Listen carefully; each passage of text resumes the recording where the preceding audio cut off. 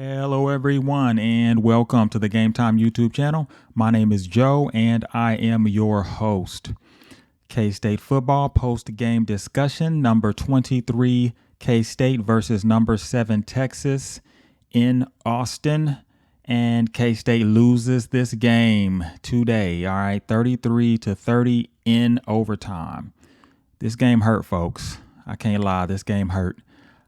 First of all, I want to say that I literally loved the play call by Coach Kleiman in overtime to go for it on fourth down at the Texas 4-yard line.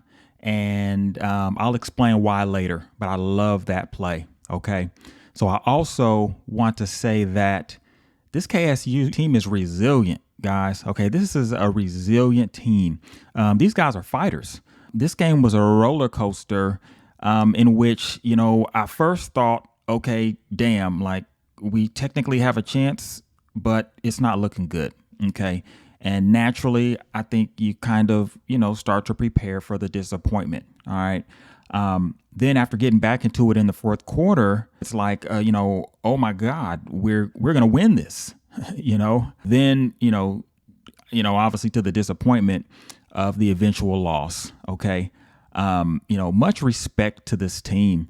Many a team would have laid down after getting pushed around for a better part of 3/4 of football. Okay. But this team kept swinging and, almost pulled it off. So, first things first, much respect to this team for fighting through adversity and really getting back to this game and almost pulling it off. Really close game. But obviously couldn't pull it off at the end there. So this was a game that K-State was on the verge of getting blown out in the first half and a better part of the third quarter. Down 27-7 late in the third quarter, it really wasn't looking good for K-State, and it was really starting to look like a blowout. Okay, K-State had not been competitive at all in this game up to that point. But K-State makes the comeback in the second half. Okay, scored 3 unanswered touchdowns to tie the game up at 27 in the fourth quarter. I think what we saw in this game was we saw a Texas defense that was just rock solid against the run. Okay, K-State only got 33 rushing yards in this game. So with K-State, relying on the run so heavily as an offense, this was obviously a problem for the K-State offense. Okay, and we saw that. I think we saw that for most of the first half of this game, in which the K-State offense was just ineffective, just really couldn't get things going. What's nice is, and this is surprising, what opened things up for K-State in this game offensively was the passing game. All right, the passing game came alive in the second half. Will Howard ended up going 26 of 42 for 327 yards and 4 touchdown passes. Okay.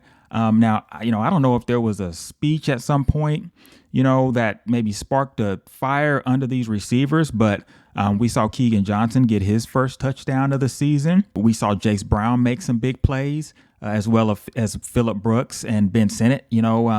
Receivers came alive in that second half, and, they made this into a game. Otherwise, K-State was really on the verge of getting run off the field. If the passing game would have picked up in that second half, we weren't able to run the ball like we usually are in these games. So it would have gotten worse if the receivers wouldn't have really stepped up and made some big plays. Really came up big in this game. Now, Texas also produced a couple of turnovers in the fourth quarter that really helped K-State really get back into it. And the offense really was able to capitalize on that. It was huge, really big turn of events there in the fourth quarter that really made this a game. And, unfortunately, K-State just wasn't able to pull it off. Okay, so why I like the call on fourth down in overtime to end the game. Okay, this is why I like the call. Okay, so in hindsight, hindsight's always 20/20. Okay, so because we didn't win the game, it's easy to say that we should have just kicked the field goal and extended overtime. Okay, but if you really look at how the game was played, a key point in the game was the missed field goal. Okay, if you remember, K-State down 30-27. After a really nice drive to get into field goal range, Chris Tennant misses the 27-yard field goal. Okay. Now the drive prior to that, they had just bobbled an extra point. Okay. It was snapped too soon. Okay. The holder wasn't ready. And so the extra point was missed. So, although Tennant did just hit a 45-yarder to tie the game at 30, he had done so, he had literally saved his bacon after missing that 27-yarder by hitting that 45-yarder. So I think, if you look at how the coaching staff is looking at that, that's going to lead to some lack of trust in the kicking game. Okay. I mean, obviously, game on the line, you have some trust issues with the kicking game. So I think the thought process went something like this. Okay. Number one, the offense has gotten us back in the game at this point. Okay. You could maybe argue the defense, with the turnovers from Texas, but to be honest, those were mistakes made by Texas, and the offense capitalized on those mistakes. Okay, so, the offense had been our strength to this point, and specifically the passing game, which really hadn't been a strength of K-State's up to this point in the season, was really coming alive in this game. Okay, so again, number one, the offense has gotten us back into the game to this point. All right, number two, the kicking game had been inconsistent to that point in the game. Just clearly, okay, there were trust issues there. Okay, so something to consider. Okay, then number three, so, with the game on the line, okay, all the marbles, all right, win or lose, who do you want on the field? In this case, I think you'd want the offense on the field. I think you want the offense to win or lose this game for you. I think the decision was, okay, we're sitting here on the 4-yard line of Texas. Okay, offense is humming. Okay, so we're in the red zone. It's overtime. Let's keep our strength on the field. Let's keep our strength on the field, which is the offense, and go for it. You don't want to lose the game with the kicking team on the field in this situation. I think you want to win or lose this game with the offense on the field. And that's what the coaching staff did. I love the call. I think it made perfect sense. Even the play call, they were attempting to throw the ball to the receivers. Okay, I think Keegan Johnson was one of the targets, maybe Phillip Brooks. We were going to our strength, okay, which was that passing game that had gotten us back into the game.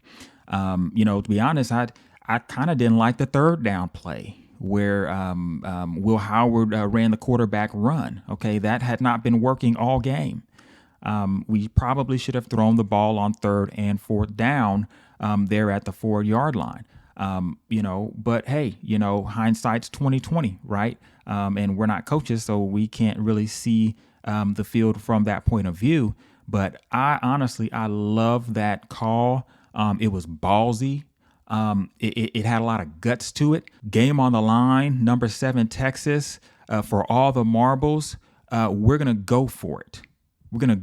So big time play. If you win those games, you're a legend. Okay, so you got to make that call, and Chris Kleiman made that call, and it shows the kind of character he brings. That's the kind of coach we want.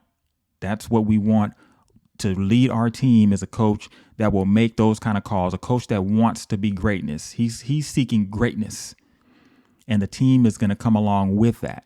Okay, with that greatness. So excellent call. I love the call. Okay, so hey, this loss, pretty much eliminates K-State from the Big 12 championship contention.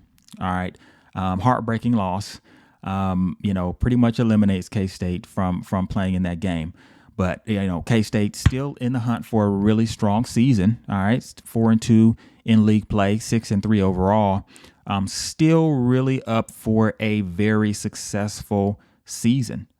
So, I hope this team, licks their wounds, keeps playing hard, because if K-State wins out, K-State will still be in very good position to get into a really nice bowl game and really have a successful season.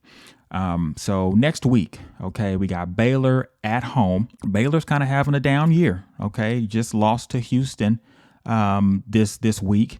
I also see that Oklahoma just lost to Oklahoma State this week as well. So that's a big game that has Big 12 championship implications attached to it as well.